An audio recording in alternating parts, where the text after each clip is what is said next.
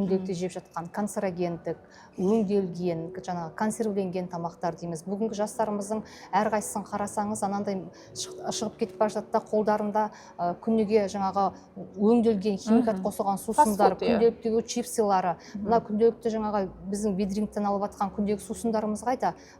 1 километр очередь болып тұратын. Осының барлығы баланың жалпы тұлға болып қалыптасуына, ағзаға келіп жатқан токсинді заттар, немесе болашақтағы предиабеттік жағдай, артық салмаққа кететін жағдай, эндокриндік патологияны шақырудың бірден бір факторы осылар.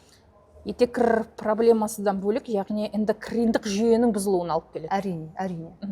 Яғни сіздің артық салмақ қыз балада болса, дұрыс тамақтанбауынан артық салмақ болса, аналық бездің функциясына өзгерістер кіріп, ұсақ кисталардың пайда болуымен етекір циклының жоғалып, және де бедеуліктің болуына алып келеді. Бүгінгі таңда сонымен қатар бізде көп қарап отырсақ, 2005 жылғы, 2006 жылғы жас жұбайларда бедеулік көбеюде, артық салмақтың орны өте үлес алуда.